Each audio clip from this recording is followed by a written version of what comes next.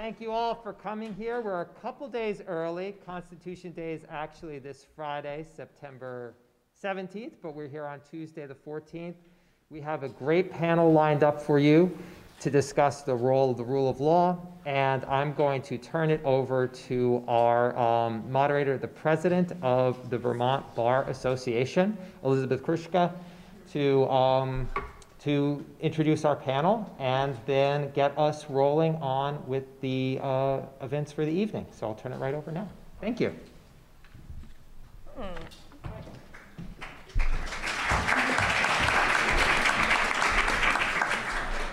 Hi, everybody.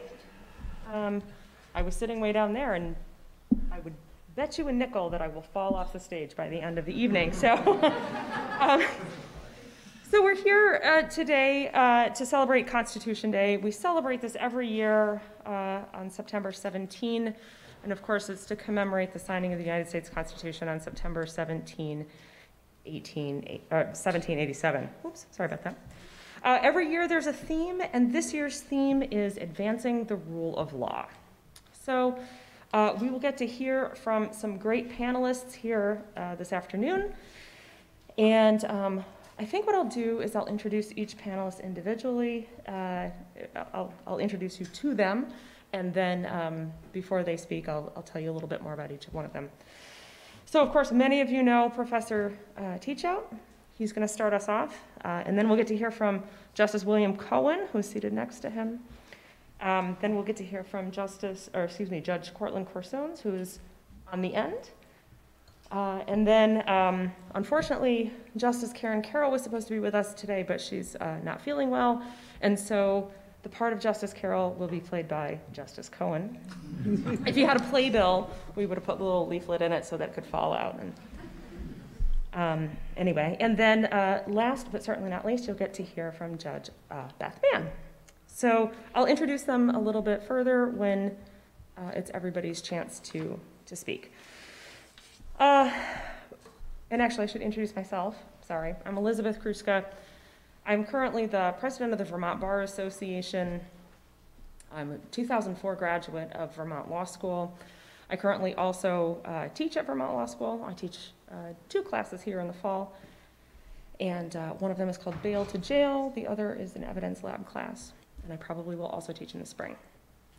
I'm in solo practice in Woodstock, and I primarily do criminal defense and juvenile defense, and I'm glad to see everybody here. So let's get down to it. We will start with Professor Peter Teachout. He received a bachelor's degree from Amherst College and his JD from Harvard Law School, and he's been on the Vermont Law School faculty since 1975. He is a native Vermonter, went to Montpelier High School, and actually the other thing we were talking about in the hallway before we came in is that 4 of our 5 panelists are native Vermonters.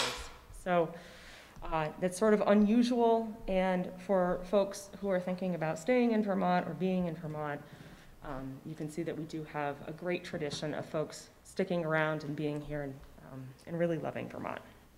So with that, Professor Teachout, take it away.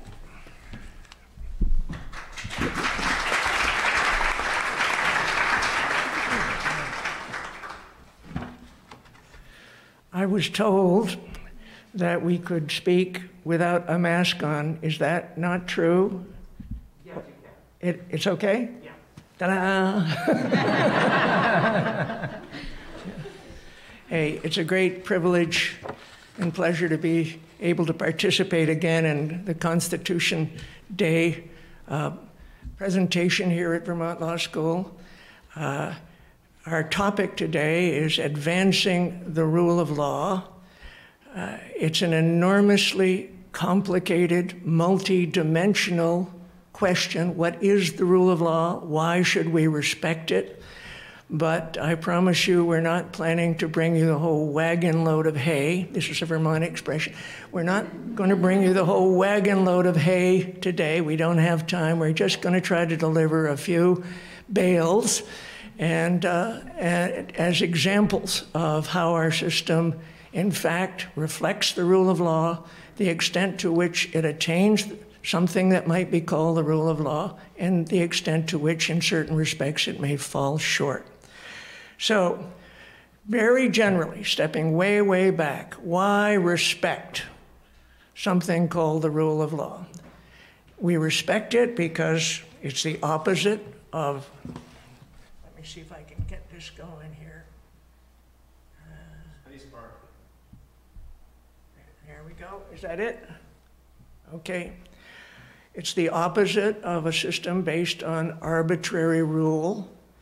It allows us to hold government officials accountable. We'll have some examples of that in the presentations today.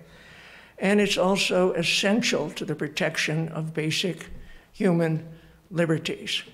But having said that at a very general level, I want to introduce a complication.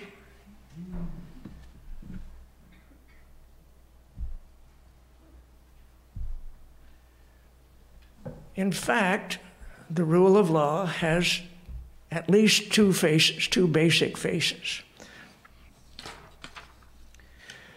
There are some people, when they think about the rule of law, think about the rule as simply a mere instrument of power, divorced from any concern with justice, doing justice. This is generally referred to as a morally indifferent conception of the rule of law. Law is simply a rule that is enforced, and we aren't concerned with whether or not what happens as a consequence is just or unjust. The other conception, and one that we are here today primarily to discuss, is what we call a morally informed conception of the rule of law. And this is to view the rule of law as an instrument for securing and promoting the fundamental moral and cultural values of a society. It's that second conception that we're primarily interested in today, but I need to make this distinction because the whole notion of what the rule of law is and how it operates is seen very differently depending upon which conception one adopts.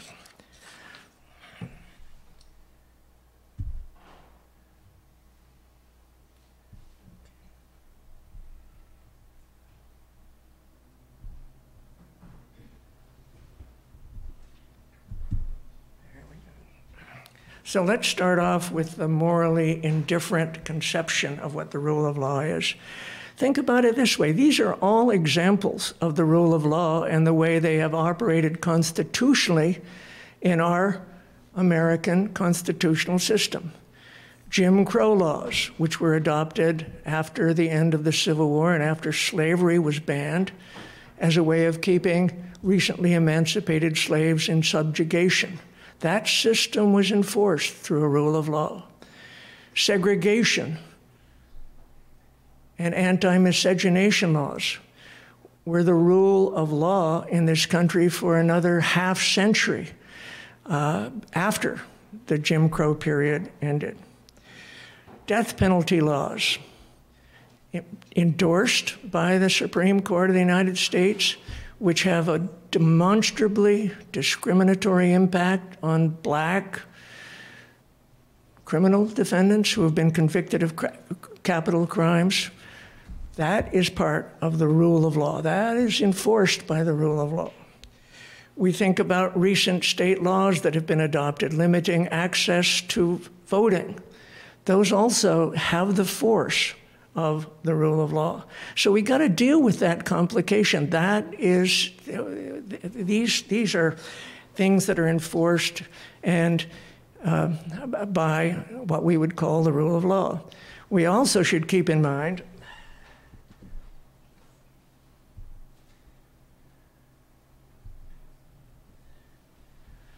just to keep things in fair perspective, that the Constitution is not the only place, obviously, where we see the rule of law operating. We also see it operating in statutory law and administrative regulation and in private contract law. The rule of law is invoked by large agricultural firms to put the squeeze on small farm suppliers. It's called the chickenization of the poultry industry in America. The rule of law is employed, again, through contractual terms by large tech firms and other firms like Amazon and Google to achieve and maintain monopoly power. Another example would be the way powerful individuals and institutions use non-disclosure agreements, which are legally binding, to cover up wrongdoing and to suppress criticism by victims. We can think, if you saw the movie called Spotlight, you can think of the example in which the Catholic Church used non-disclosure agreements to cover up wrongdoing by priests with respect to sexual molestation of their parishioners.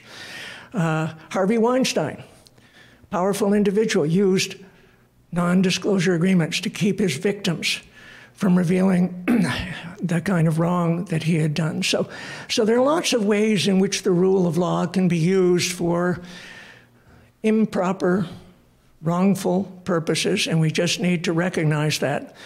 There's a school of legal thought called critical legal theory, and when critical legal theorists look at the rule of law, they often see it in this light. They say, why should we respect the rule of law? Look at all the ways it's been used to do wrong, to cover up wrong, and to keep people in a position of economic and legal subjugation. So that's one conception.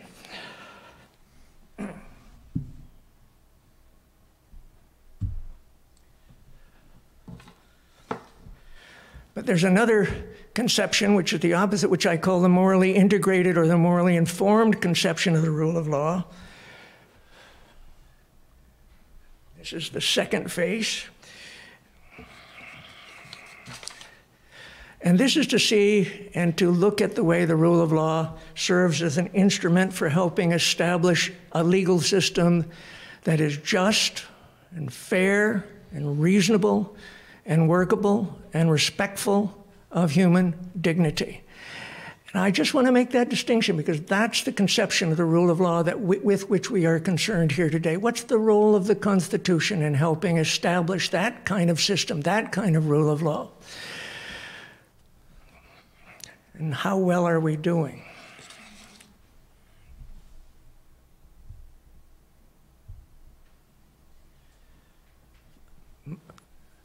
There's another point that's really important, which is to say when we talk about the rule of law, we're not just talking about American constitutional law or the American legal system. We're talking about a concept that is widely shared internationally. There's a group that's called the World Justice Project, and every year they do a report on the extent to which various nations, all the nations of the world, attain or fall short of attaining something called a rule of law that is worthy of our respect. In the 2020 report, it might not surprise you to learn that the United States was not at the top of the list. It came in 21st out of 128 nations, largely behind Scandinavian countries, other European countries, but ahead of most of the other countries in the world. And we fall short, as you can understand, as students of the law in a number of respects, and those respects, in fact, are calculated and put in an index that is prepared by the World Justice Project. This is trying to make it just a little bit more manageable, but the World Justice Project has identified 8 salient factors, measures of the extent to which the rule of law in this positive sense is obtained. I'm going to touch on these very briefly. First factor, constraints on government powers. Is government power effectively limited by the judiciary? We're going to have at least 2 of the panelists today to address specific examples of the way in which the judiciary does operate as a constraint on the exercise of power by the legislature and by the executive branch. Absence of corruption.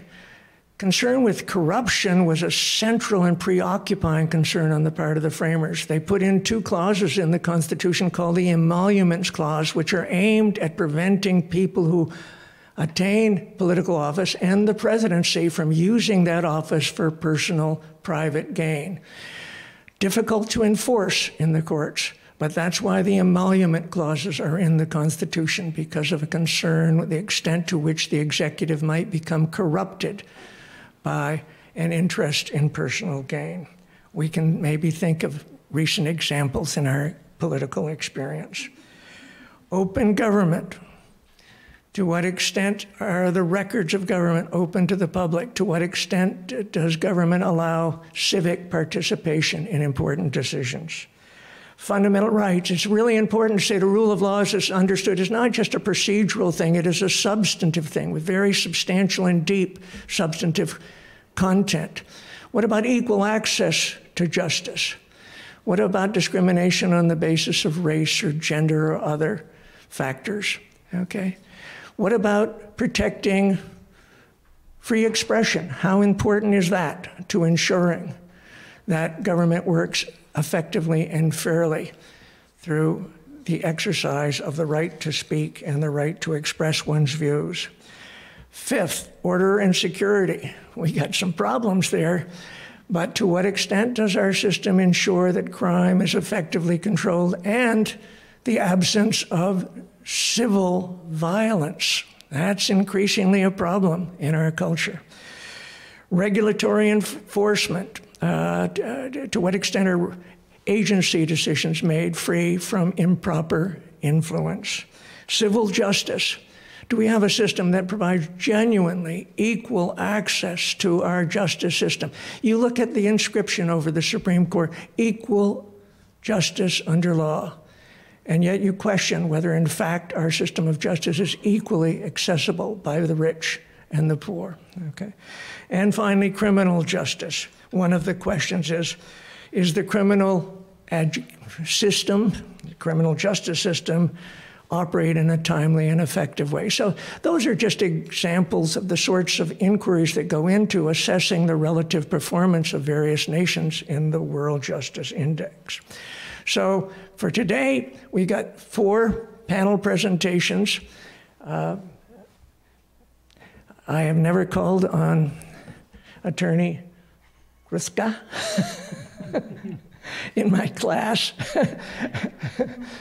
but I'm going to let her introduce the various panelists and their topics for today. So go ahead, there we go. Yeah. Thank you. All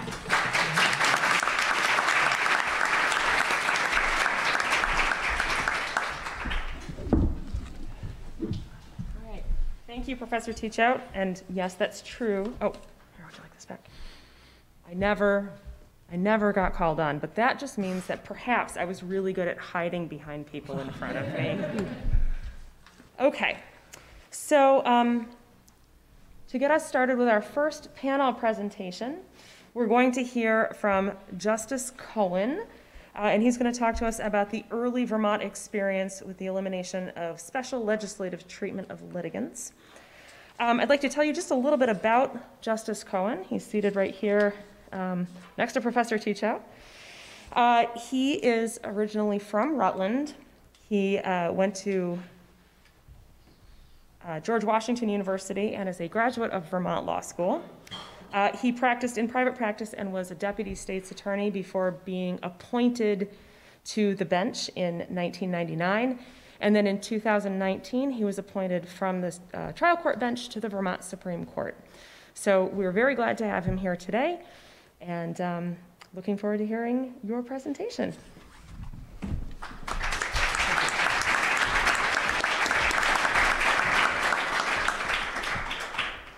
I appreciate the ability to take the mask off, because I still cannot do my glasses with the mask at the same time. So, and I also have to, I'm going to be reading Justice Carroll's prepared thing, which we just received, and she's unable to attend today.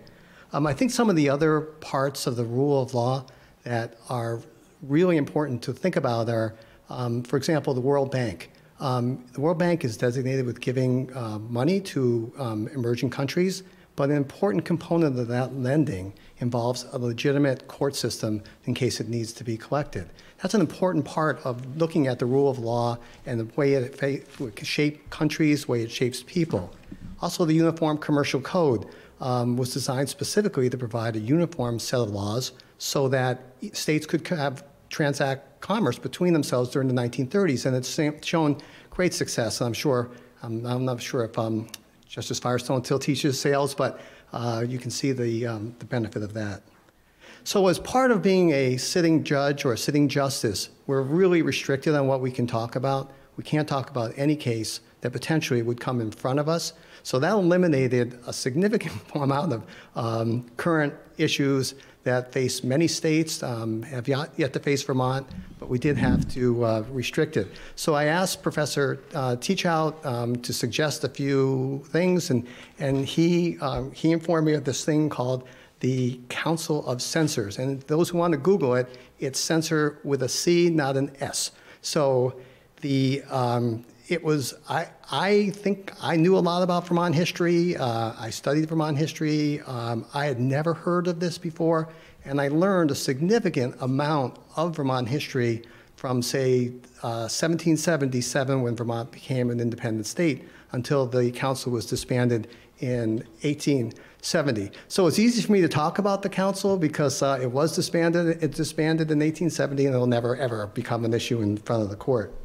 And also, I was able to talk to people that I knew who knew a lot about Vermont history, who also had never heard of the Council of Censors either. And there was an introduction to a book that was written by Paul Gillies, and Governor Douglas wrote the preface to it, and he admitted that he also had not heard of it, and he is as knowledgeable about Vermont as any person I've ever met. So anyway, it's really a reflection of democracies not being based on a simple majority vote, and this is the basis for our Constitution, that a simple majority is important for certain things, but it doesn't protect the rights of other individuals. So the rule of law requires certain elements, and that it's publicly promulgated, that it's equally enforced, that it's independently adjudicated, and the need for an independent judiciary, and consistent with human rights principles. And maintaining public confidence in the judiciary process is really the key component of having the rule of law. It's based on a system of checks and balances. It's important.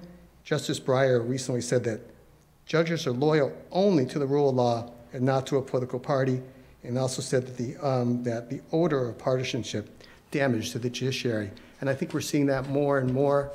Anytime we don't face this issue in Vermont, but when you read news accounts of federal judges, it's always prefaced by who the appointment was, meaning that it may make some difference in how the outcome of the case is. I think that's an unfortunate thing. I'm actually very proud of the fact that the Vermont Supreme Court, the majority of the Vermont Supreme Court, were dual appointees. Justice Carroll, myself were both appointed to the trial bench by Governor Dean, and we were both appointed to the Supreme Court by Governor Scott. And Justice Eaton was appointed to the trial court by Governor Douglas, a Republican, and appointed on the Supreme Court by Governor Shumlin, a Democrat. So it shows that we're really not a partisan body under any circumstance. And I think that's an important thing for us to be aware of. So speaking about the Council of Censors, it was a committee of 13 who were tasked with ensuring that the legislative and executive had performed their duties as guardians of the people. And in 1777, Vermont became an independent republic. We were a state. They called it Vermont Republic, the Republic of Vermont, the Commonwealth of Vermont, the state of Vermont, but we were not associated with the 13 other colonies. We were an independent, in essence, country. And what Vermont did was institute its constitution in 1777, and it used basically the entire amount of the Pennsylvania original constitution from 1776. And that was a very progressive document at its time, and it did include the Council of Censors in that. And it was interesting because I'd never heard of this before, but there was a person who was part of the drafting of the Pennsylvania Constitution, named of Thomas Young, who came to, not to Vermont, but to the New York side of Vermont, and befriended Ethan Allen. and was very influential in crafting Ethan Allen's political views and his notions on how this would occur, and also was institutional and very crucial in passing the original Vermont Constitution in 1777. He's also remarkably responsible for not having Vermont called New Connecticut, because I could never, that's like way too many syllables for me to use, but he was the one who said, it's the Green Mountains, we're going to call it Vermont, and that's the name that's stuck. So I think the only way you need to look at this is that in its infancy of the democracy, that there were notions and there were philosophers and there were people who were using different ideas and different notions, but had never been executed before. So a lot of this was done without any specific roadmap of what somebody had done in the past. So everything was, in my mind, it was, they were going to try a couple different things, but they were going to make sure the checks and balances worked. And that's what the censors did specifically. And the overriding suspicion of giving the ruling class or ruling party some overall power over individuals. So and the council was disbanded in 1870, primarily because the judiciary had established itself as a legitimate basis for adjudicating cases and making determinations on constitutional issues, making different things, which is going to get into the whole thing about what the council did. So it's a check to review the government action. And the first thing that the council did, and this was a case from 1778 that went to front of the council, and the council censored the executive department for finding an individual guilty of a crime against the United States. Now, this is interesting in a lot of ways. First of all, our Constitution requires jury trials, confrontation clause, trials, presumption of innocence. All of that's contained in the original Vermont Constitution, and none of that existed for this person. And the council came in and said that the executive was inappropriate and putting a fine on this person because it was not part of their role. It was nothing that they could do that was part of the executive's role. And that was the beginning of the review on different things. But what was occurring in the infancy of the democracy was that if people were aggrieved by the court or people were aggrieved in any way, they would go to their friendly neighborhood legislator, and the legislator would pass a statute or pass a law. And it was specifically individually based. So it was based on giving something to somebody. One individual was exempt from any debts, civil process, anything for 5 years because he went to his legislator, and the legislator passed a specific bill for this one individual. And this is really where the council, I think, shows its greatest ability, is that it would always correct that. And then it made it very clear that these specific individual legislations would not be allowed. And for example, if there was a boundary dispute between Ms. Kruska and myself, and I was aggrieved by the court, I could go to the legislature, and the legislature could then pass a bill saying that I, in fact, was the one who should own the property, which, again, is so far away from the rule of law and the basis for our judicial system. So the Executive Council found that certain... Ignore me, please.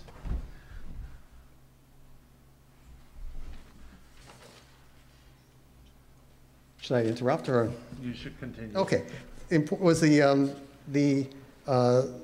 certain qualities of the We need to keep this. it was a combat against the United States. But anyway, other examples of private laws of establishment of citizens to petition the legislature for a new trial. So if you had a trial and you didn't like the outcome, you could petition the legislature to give you a new trial, which they did on a regular basis. So it was stopped.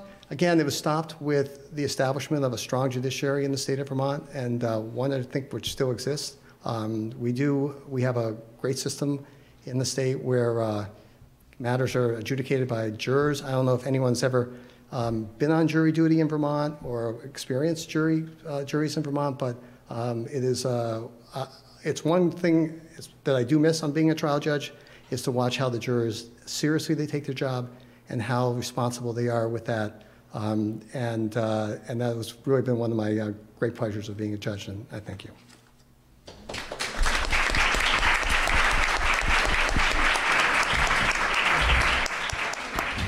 Okay. All right, well, I know. thank you, Justice Cohen. That was incredibly interesting. And for folks who are not from Vermont or maybe not necessarily as familiar with Vermont history is very, very interesting. And the formation of the Vermont Constitution is very interesting, and we have a wealth of information about it. And I had never heard this before, so this is, now I want to learn more about this. I don't feel so bad that I didn't hear about it either. Well, great. So up next, we're going to hear from Judge Cortland Corsones, who is seated down here on the end and will join us down here in a moment. Judge Corsones has degrees from Dartmouth College and a JD from Cornell University. He practiced in private practice for a very long time in Rutland County. I shouldn't say very long time, quite a long time in Rutland County. Felt like a long time. Sorry about that. And was appointed to the trial court bench in 2007. And currently he is sitting in Bennington Criminal Court. So he made the big trip over the mountain here to join us today, and we're glad that he did. So we're going to hear about holding the executive accountable and a little bit about United States versus Nixon. So, Judge Corsones, take it away.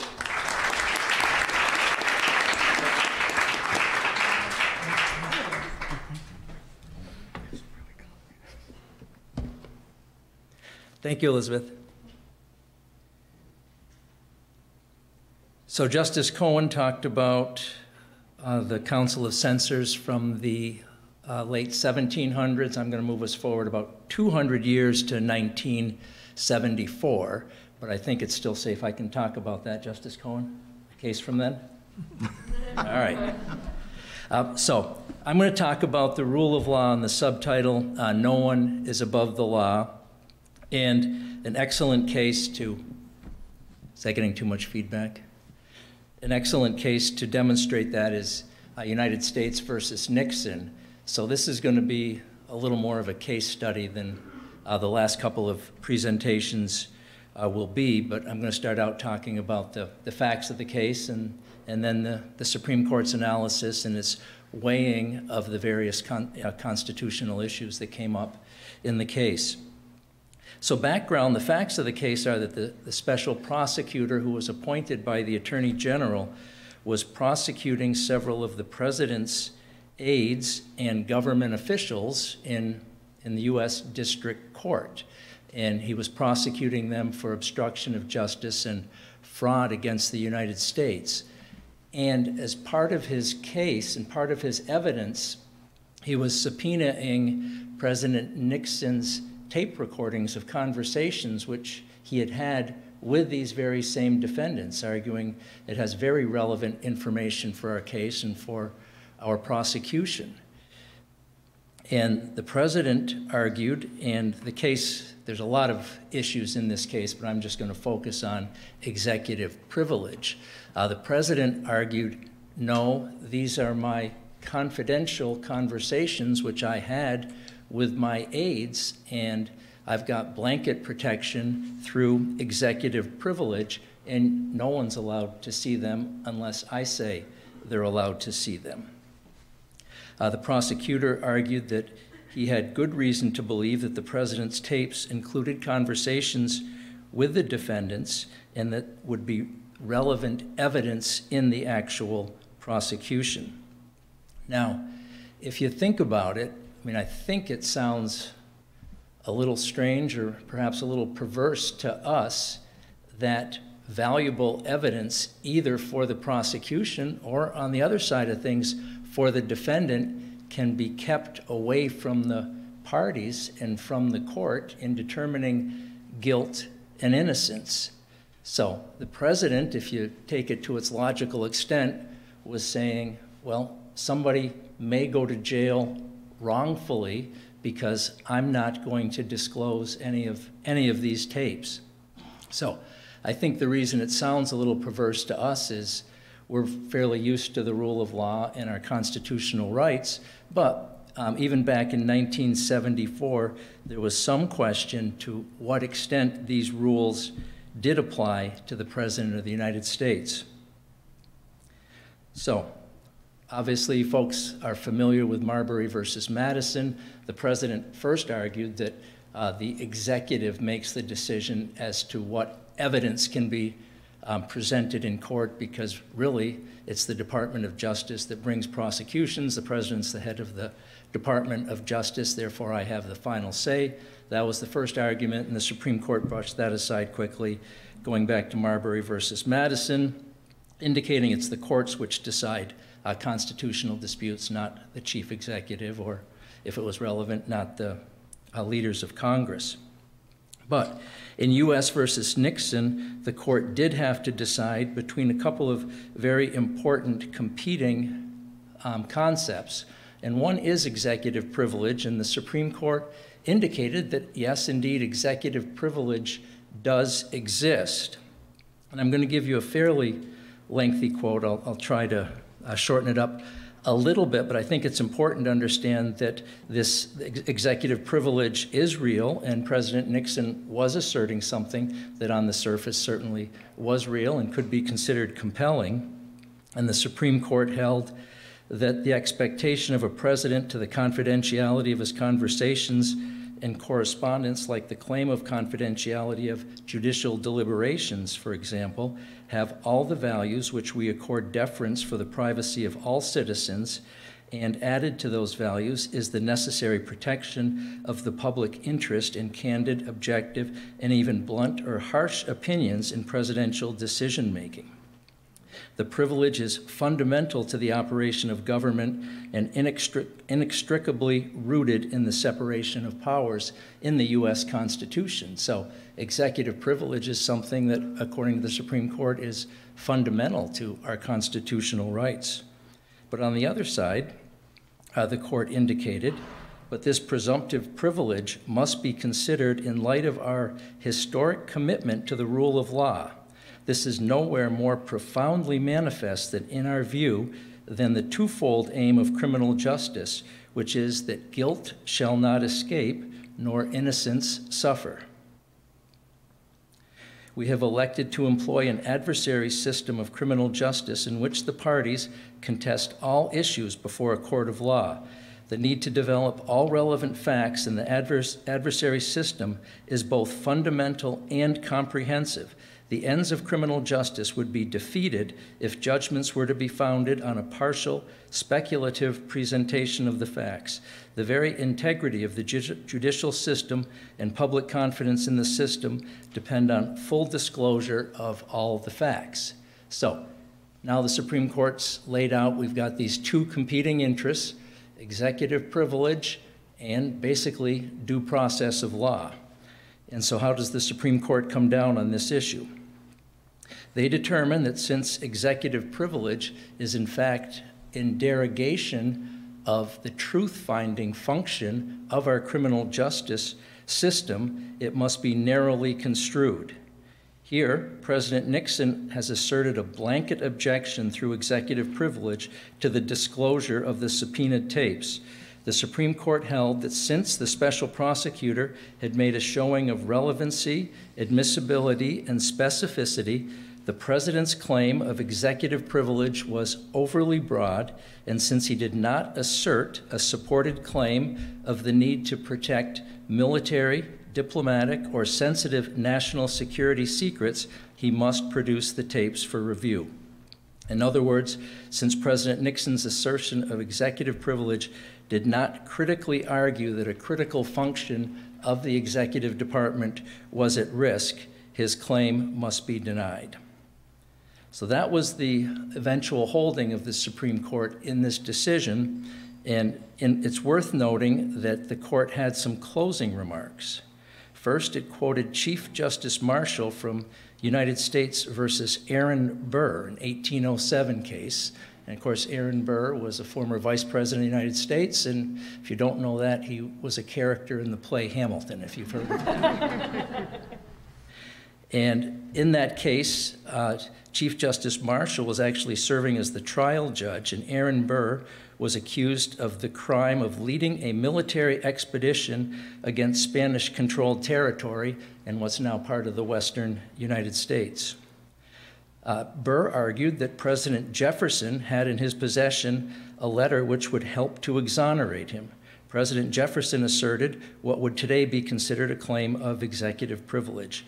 Chief Justice Marshall went through his analysis of the issue, made his ruling, which was actually somewhat similar to U.S. versus Nixon, but Chief Justice Marshall was careful to point out that, quote, in no case of this kind would a court be required to proceed against the president as against an ordinary individual. In U.S. versus Nixon, the Supreme Court in 1974 quoted that language approvingly, but added its own caveat, and that caveat was, however, Marshall's statement cannot be read to mean in any sense that a president is above the law. So, in my judgment, in 1974, the rule of law prevailed. Thank you.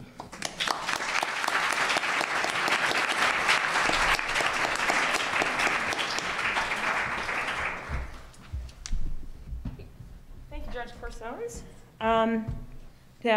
We were supposed to hear from Justice Karen Carroll, but she was unable to make it. And it's unfortunate because she also is a Vermont Law School graduate and a Vermonter. But pinch hitting for her is Justice Cohen, who is going to, I can't read my handwriting, is going to speak about the requirement of equal treatment and non-discrimination under the law.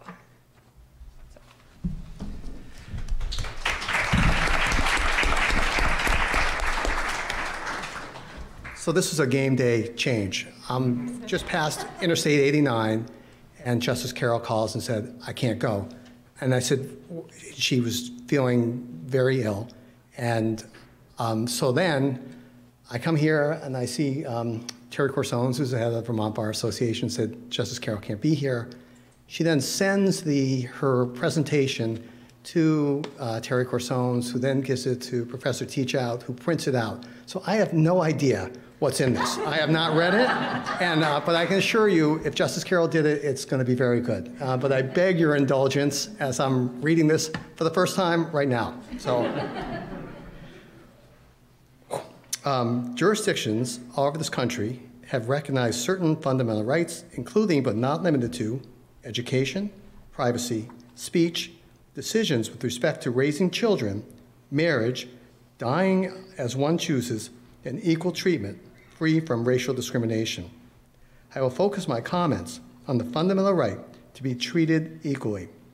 More specifically, the fundamental right secured by the rule of law to not be discriminated against because of race. A system based on the rule of law does not tolerate laws or practices that discriminate on the basis of race. I will discuss 2 U.S. Supreme Court cases addressing racial discrimination in the content of both the statute prohibiting marriage between individuals of different races and in jury selection, specifically the use of peremptory challenges against prospective jurors because of race. In the landmark U.S. Supreme Court case of Loving versus Virginia, Chief Justice Warren decided in 1967, the court was presented with the question of whether a Virginia statutory scheme which prohibited marriage between persons solely on the basis of racial classifications violates the Equal Protection and Due Process Clause of the 14th Amendment. The statute at issue banned and criminalized interracial marriage. Mildred Jeter, an African-American woman, and Richard Loving, a white man, were married in the District of Columbia and thereafter returned to their home state of Virginia, Commonwealth of Virginia, I would say. And at the time, Virginia was one of the 16 states which prohibited and punished interracial marriage. A grand jury indicted both the Lovings for violating Virginia's ban on interracial marriage. They pleaded guilty and were sentenced to 1 year in jail. The trial judge suspended the sentence for a period of 25 years on the condition that the Lovings not remain in Virginia. In his opinion, the trial court stated, Almighty God created the races, white, black, yellow, moolah, and red, and placed them on separate continents. But for the interference with arrangements that would cause for such marriages, the fact he separated the races shows he did not intend for the races to mix. That's an exact quote from the trial judge. There's nothing to do with anything that I would say. So the Lovings filed a motion to vacate the judgment and set aside their sentences on the grounds that the statute criminalized their conduct violate the 14th Amendment. When the motion was denied, the appeal was taken to the Supreme Court of Appeals of Virginia. This court modified the sentence but affirmed the convictions. The Lovings then appealed to the United States Supreme Court. In the court, the state argued that equal protection clauses prohibit only penal laws that contain a racial element, and that was not the case here, since both spouses of different races are punished equally. Therefore, the state argued, despite a reliance on the racial classification, the statute does not constitute an invidious discrimination based upon race. The court rejected this argument and stated that equal application of a racial classification is not enough to remove it from Fourth Amendment's prohibition against all racial discrimination. The court stated that the clear and central purpose of the 14th Amendment was to eliminate all official state sources of invidious racial discrimination, and there can be no question but Virginia statute rests solely upon the distinctions drawn according to race. The court reiterated that distinctions between citizens solely because of their ancestry are odious to a free people whose institutions are founded on the doctrine of equality. The majority cited statements made in previous cases by two members of the courts, Justice Stewart and Justice Douglas, that they cannot conceive of a valid legislative purpose which makes the color of a person's skin the test of whether this conduct is a criminal offense. In deciding the case, the statute also violated the Due Process Clause of the 14th Amendment. The court noted that freedom to marry has been recognized as one of the vital personal rights essential to the orderly pursuit of happiness by a free people. It is one of the basic civil rights of man, basic to our very existence and survival. The court held to deny this fundamental freedom so unsupportable a basis on the racial classifications embodied in these statutes, classifications so directly subversive of the principle of equality at the heart of the 14th Amendment, is surely to deprive all the state's citizens of liberty without due process of law. The Supreme Court vacated the convictions. The Lovings went on to have 3 children. Mildred said that she considered her marriage and the court's decision to be God's work. While her case was pending, she told the Washington Evening Star, "We loved each other and got married. We're just not marrying the state. We're just not marrying the state. The law should allow a person to marry anyone he wants." Turning to the issue of racial discrimination in the selection of jurors, the Supreme Court decided Batson versus Kentucky, Justice Powell in 1986, and held that a defendant has no right. Is there feedback going back there? Okay, thank you.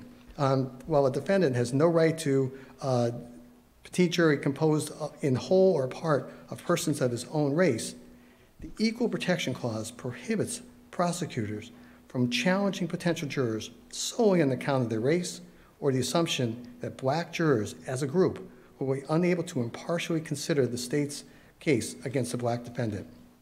Prior to Batson, the court had addressed whether Equal Protection Clause prohibited the exclusion of black jurors from the entire jury veneer. In other words, whether the manner in which the full jury was summoned resulted in exclusion by race.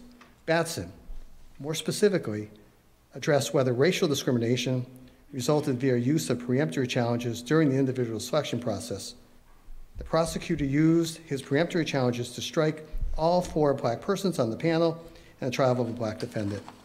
On appeal, the Supreme Court held that the Equal Protection Clause guarantees defendant that the state will not exclude members of his race from the jury on account of race, or on the false assumption that members of his race as a group are not qualified to serve as jurors. And again, that's a direct quote.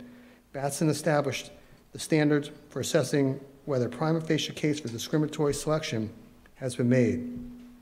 This may be based solely on evidence concerning the prosecutor's exercise of peremptory challenges on the defendant's trial.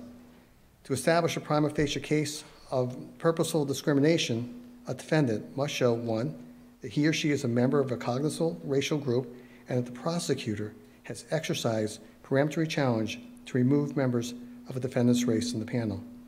2, the defendant may rely on the fact that the peremptory challenges constitute jury selection practice that permits those to discriminate who are of mind to discriminate. And 3, these facts, all relevant circumstances, raise an inference that the prosecutor used that practice to exclude the members of the petit jury on account of their race.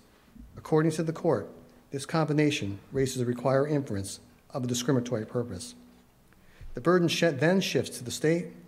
The burden then shifts, and the state is required to come forward with a neutral explanation for challenging the jurors and must articulate a neutral explanation.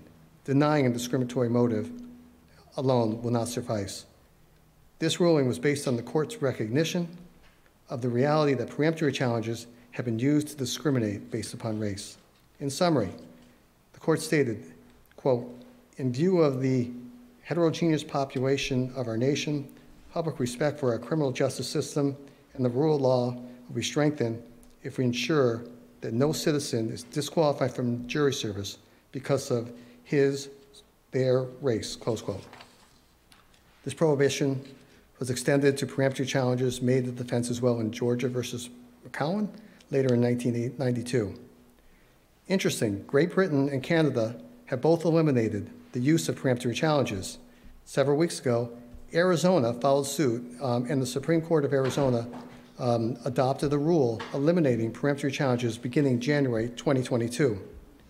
In doing so, the Arizona Supreme Court noted it is in line with federal and state courts that have attempted to eliminate unlawful discrimination in the jury selection process on the basis of race, gender, and other improper classifications. Although Loving and Batson are quite different in subject matter, they stand for the same proposition.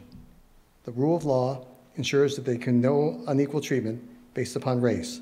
Both cases represent an evolution in the court because prior to these seminal decisions, the court has taken a contrary position. Prior to the Loving decision, the court had ruled in Pace versus Alabama in 1883 to uphold a conviction under an Alabama statute forbidding adultery or fornication between a white person and a black person, which imposed a greater penalty than that the statute prescribing similar conduct by members of the same sex, same race.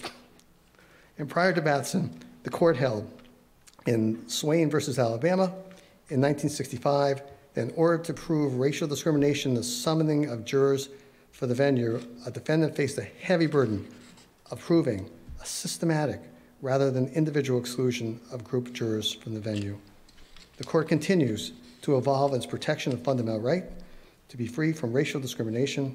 The court has continued to recognize that doing so protects not only the fundamental rights of the individuals involved, but society as a whole in furtherance of the rule of law. I knew that if Justice Carroll wrote it, it was going to be very good. So I appreciate your patience.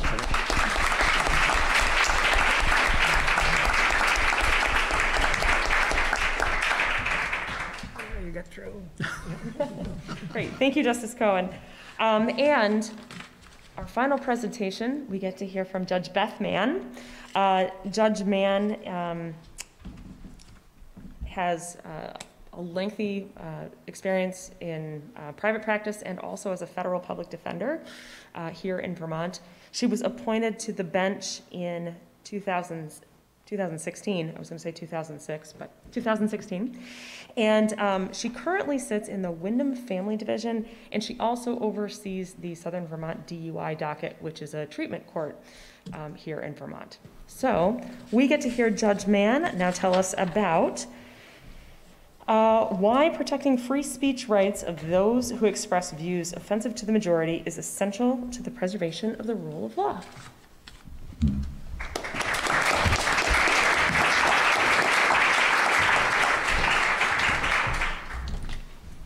Thank you. So first I'm going to start with a couple of confessions. I'm the odd man out, the one not from Vermont originally. I'm from Louisiana, but I came to Vermont after being at Dartmouth, and I've loved the area, and I strongly encourage you to stay if you're even remotely thinking about it. The other confession is that as a graduate of Vermont Law School, I definitely attended and was a student of Professor Teachout, and I never imagined that when I agreed to do this today, the feelings it would bring back. And as I started to write this, I began to feel like, you know, I remember, even though I graduated sort of near the top of the class, pretty sure it was that constitutional law class that knocked me down several pegs. And I'm pretty sure that I'm gonna say something today that's gonna get him rolling his eyes and thinking, we're gonna have a talk afterwards. So I don't really feel up to following Professor Teachout or my esteemed colleagues, but this will be a go at that. I think that it's clear that expressing opinions that are unpopular is something that we see daily here in our country. It's a practice that we largely take for granted because the free exercise of our legal rights, particularly that right to free speech, has long been protected by the rule of law. The First Amendment to our Constitution forbids the federal government from punishing anyone for something that they've said or from passing laws that prevent someone from speaking. In its origins, this rule was really designed to protect political speech, sorry.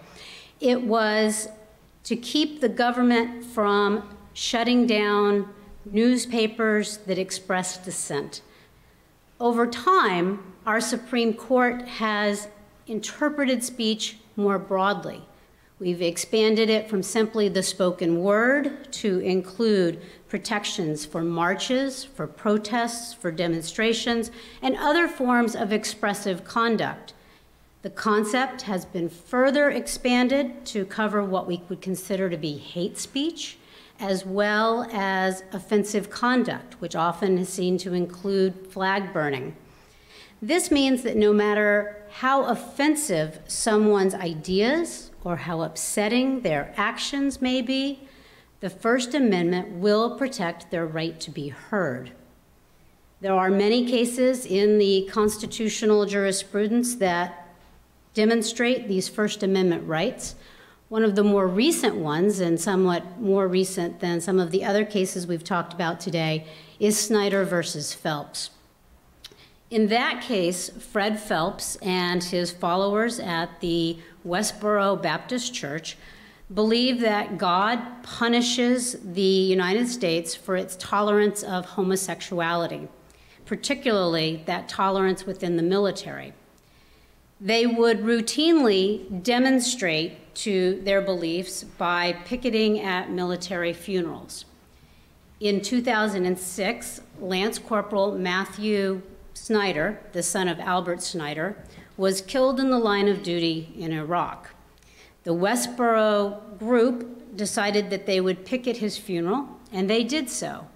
They picketed displaying signs that said things like, "God hates the USA," "Thank God for 9/11," "Thank God for dead soldiers," and "Don't pray for the USA."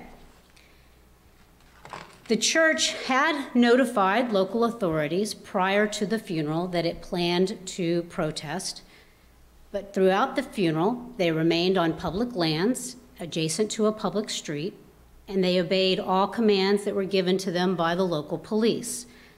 Throughout the protest, they also sang hymns and recited biblical verses.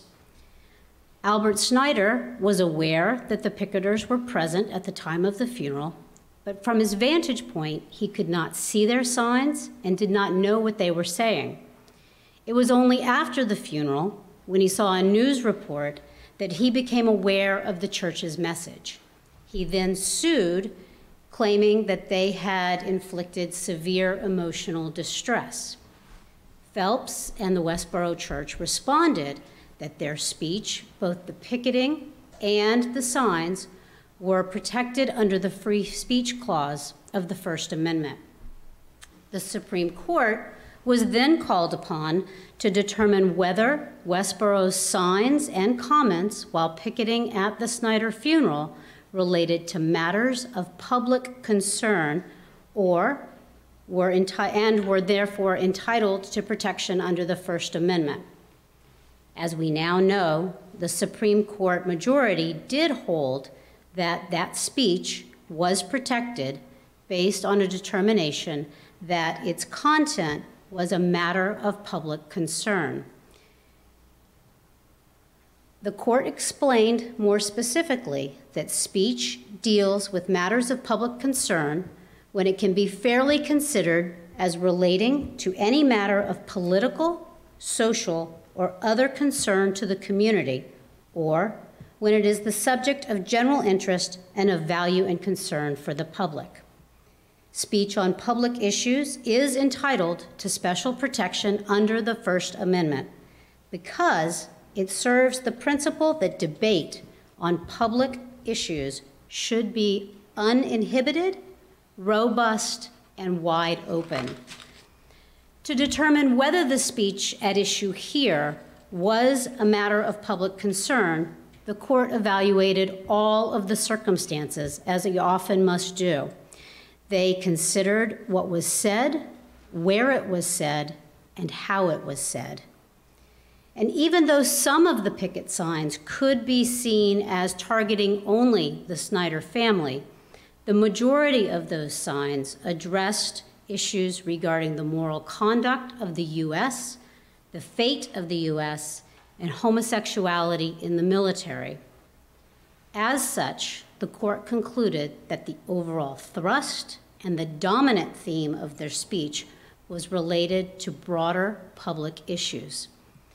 It was also important to the decision that the Westboro church members were picketing on public land, adjacent to a public street, and that there was no pre-existing relationship between the Westboro church members and the Snyder family.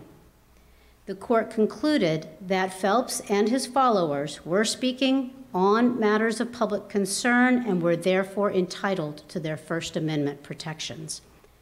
There was, however, a dissent in this case that was written by Justice Alito, and he characterized the speech at issue as a vicious verbal assault of such slight social value that it did not warrant protection. There is probably little dispute that protesting at a funeral or the nature of remarks that were being made could be offensive to many people. But there is also still a consensus among the majority of us that we understand that the rule of law in the context of the First Amendment is critical to ensuring that people are free from any arbitrary or tyrannical action by those in power. It assures that no matter how humble, how poor, how apolitical, or how unpopular, anyone can challenge the ideas of anyone else, and even the ideas and positions of the government. We believe that it is essential to preservation of the rule of law that we protect the free speech rights of those who express ideas that the majority may find offensive. But why? The answer begins with an acknowledgement of the fact that the only way to truly protect free speech is to protect it for everyone, always, even those opinions that seem the most intolerable, the most indefensible in any given moment. Racial segregation was at once a way of life in this country. The rule of law allowed protesters to challenge what they believed to be injustice inherent in that system of segregation. Because the First Amendment protected the interests at that point of that minority, they were able to spread their views, which ultimately became accepted and changed the way our society looks today. As long as we, as a society, continue to protect free speech rights of all and ensure that no view is ever suppressed, no matter how unpopular it may be, we stand true to the original foundations of our Constitution. For so long as this is our approach, no matter who comes to power, with the continuation of a strong and independent judiciary as a check, we can ensure that the free speech rights of all remain strong.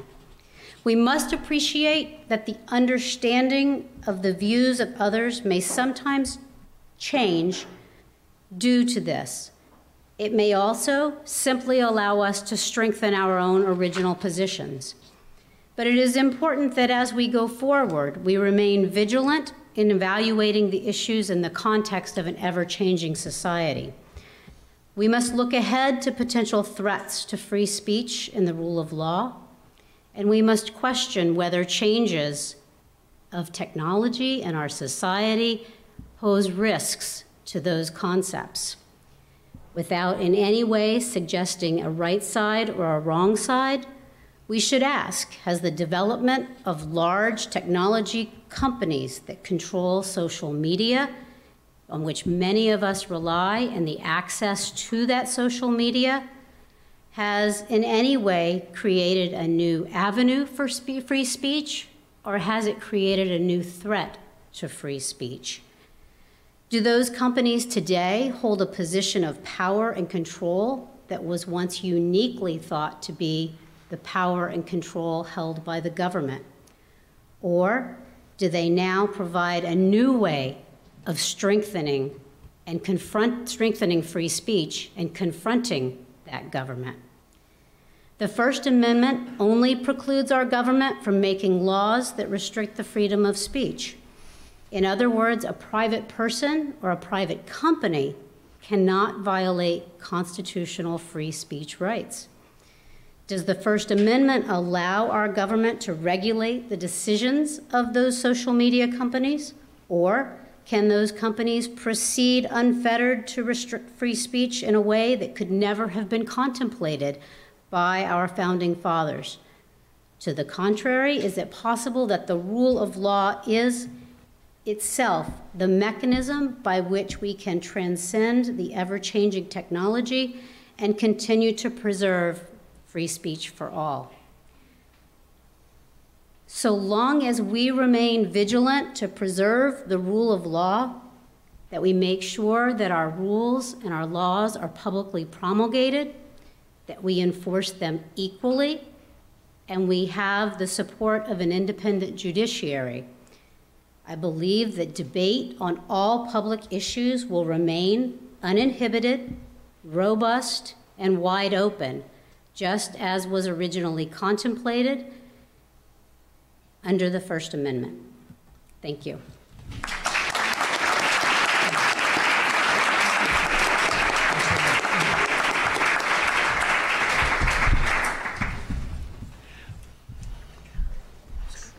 Well, are we taking questions?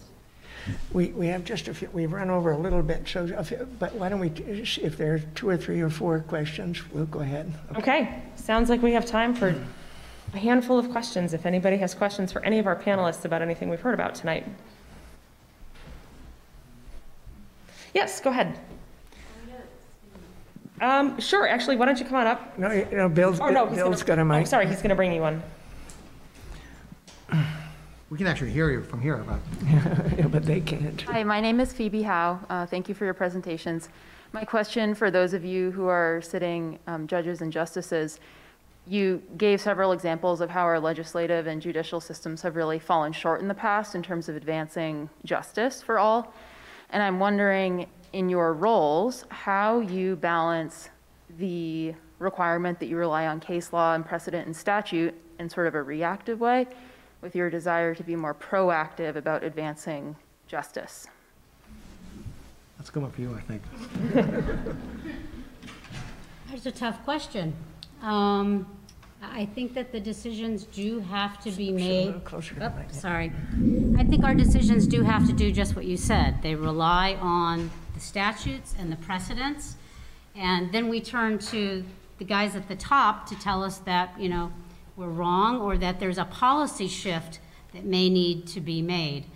I think that the strongest thing that we as trial court judges do is participating in various committees that can have input in different changes that may be coming about, and encouraging people that we know and citizens to really participate. I think that's the most important piece, is just continuing to encourage everyone, whether it's lawyers, law students, or our neighbors, to be involved.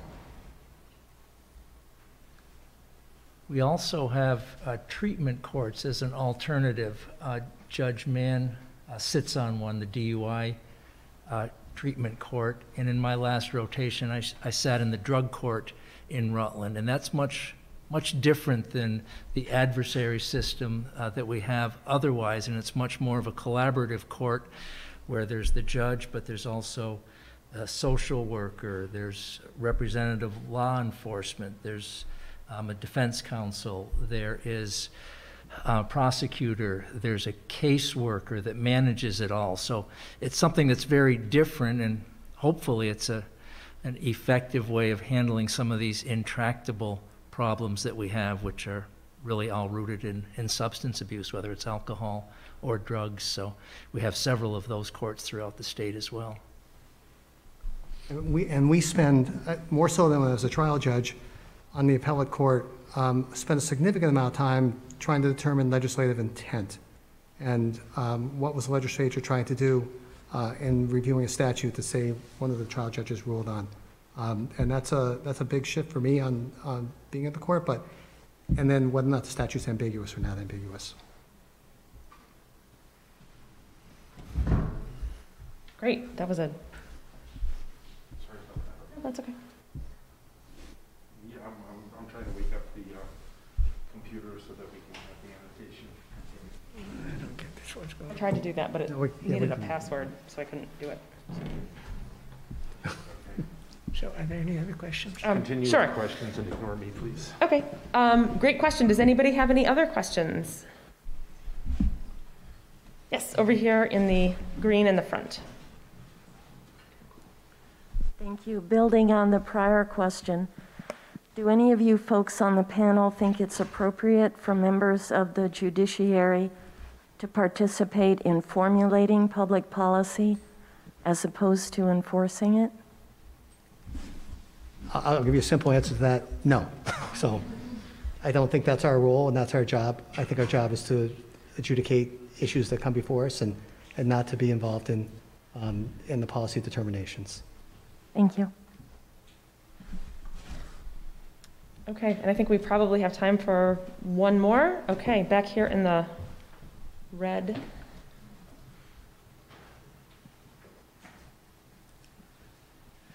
This question is probably a little challenging to hear, but I think there will be a very simple answer to it.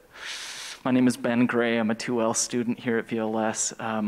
So I'm going to start with a little historical context, and then I'm going to give a quote, and then I will ask the question. So out of the first 70 years of the United States history, 51 of those years were under presidents that owned enslaved persons.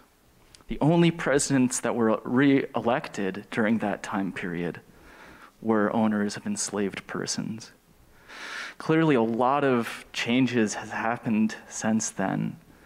But as Malcolm X said, you don't stab a man in the back 9 inches, pull it out 6 inches, and say there's been progress.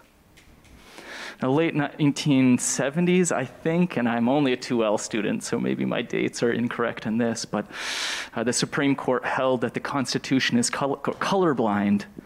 And there's been a lot of stare decisis kind of supporting that. And there's some of us, like myself, who believe that's both an inaccurate representation of our history, as well as the substantive goal of the 14th Amendment. For those of us who believe that, are we really simply left with trying to have a constitutional convention and proposing a constitutional amendment.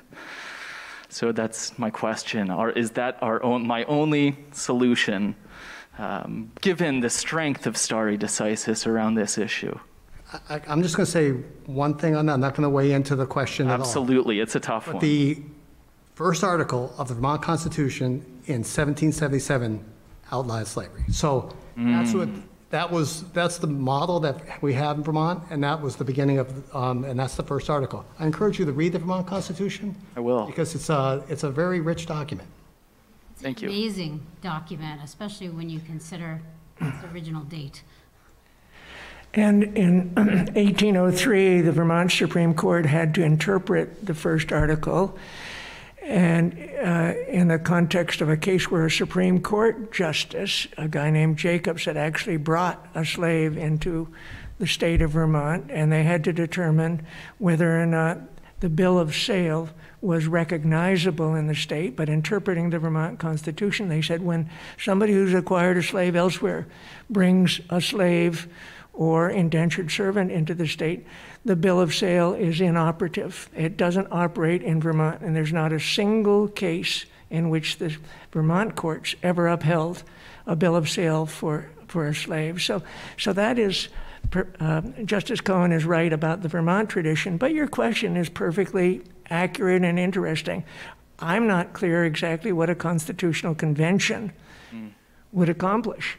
The problem that people identify and the resistance to a constitutional convention is the can of worms problem. Once you open up the can of worms, what's going to happen? What would happen to the First Amendment? What would happen to the protection of people who burn the American flag in protest to American politics? What would happen to the Equal Protection Clause and so on and so forth? That all, it would be up for grabs, a kind of floating crap shoot if we had a wide open convention. That's why people resist that idea, but I am quite sympathetic to the idea that there are aspects of our constitutional system that could benefit from change and improvement. So. Thank you very much. Appreciate all of your time. One more. All right. I think that's probably all the time we have this afternoon, and it sort of feels like going out on a high note. So I'd like to, on behalf of the panel, I'd like to thank everybody for coming. And the other thing that I'd like to do is I would like to invite all of you, if you choose, you certainly may join us at the Vermont Bar Association annual meeting. It is being held at the Burlington Sheraton on October 8th. We love it when law students come and join us. So if you have questions or you want to join us, let us know. And I would like to thank all of you for coming this evening. I hope if you have questions, you can ask them through email messages or whatever, and we'd be glad to try to respond. The next best thing to the rule of law is the Tunbridge World's Fair.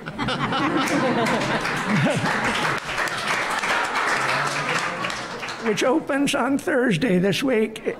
If you haven't been there, you gotta go. It's a The beer tent has a list of rules that is priceless. So if you go there, just go in and look at the rules in the beer tent. So. And you have to follow the rules in the beer tent or they kick you out. That's how I know. It's the rule of law. It's the rules. There it is.